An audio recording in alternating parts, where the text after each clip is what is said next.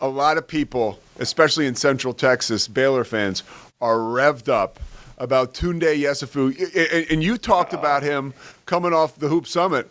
You said there's a lot of heat around this young man right now. I'm telling you, he has opened the eyes of NBA scouts more than anyone else. They knew about A.J. DiBonsa. They knew about Darren Peterson going to Kansas. They knew about Cameron Boozer. They were saying Tounde Yessoufou to me. He's Anthony Edwards-like with his frame. He's 6'5". He is chiseled and explosive. The jump shot is starting to come around. But what opened the eyes of NBA scouts and opens the eyes of all scouts, plays with endless energy. I mean, I haven't seen a player play with this type of energy in a long time. Consistent energy, Pete. He'll go for the 50-50 ball. He'll look for the slam dunk. He'll guard the best player. He took on A.J. DiBonsa at the Hoop Summit. He'll take on any challenge, and he's going to be an inspiration of a person and a player at Baylor. He plays with joy, and didn't Scott Drew write a book about joy?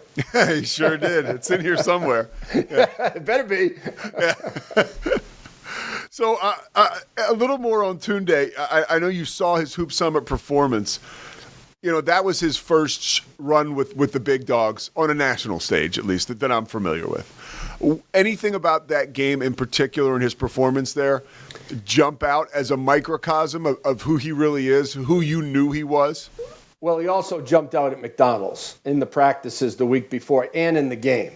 So let's start with McDonald's. I know you were there, boots on the ground.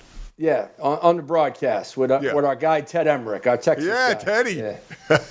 and Corey Alexander, the former McDonald's All-American. Yes. So there were two talented guys and me on the broadcast.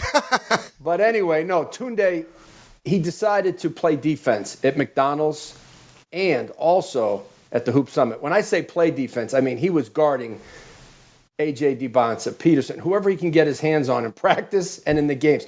Like, he plays unafraid, and he plays with real joy. But it's the energy level that impressed the NBA scouts. They were texting me during the McDonald's game saying, is he really this good?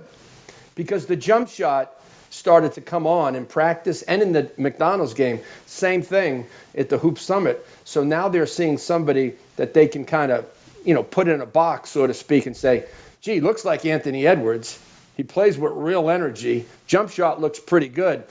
I put him in the top 10. He was 15 in the country. I moved him into the top 10, which anytime you move into a top 10 in anything, you're really good.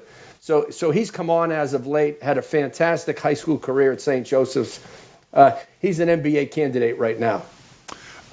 You're around these guys, at McDonald's, right? You see them, like you mentioned about the practices. That's the best stuff, right? To take us behind the curtain. Yeah. You've been around this game for a very long time, around some of the best coaches and players in basketball history. Body language-wise, anything you picked up from Tounde that you noticed and you said, oh, okay? Always has a smile, except for when he plays. And he still plays with joy. He just doesn't smile as much.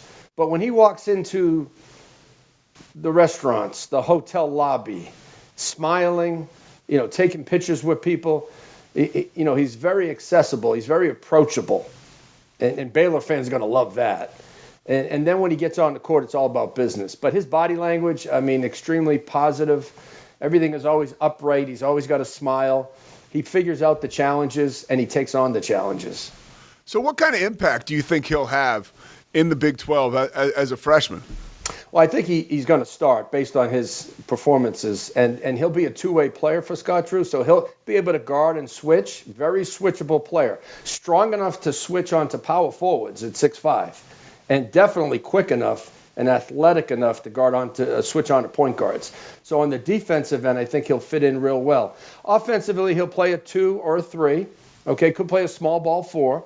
You got versatility on offense as well.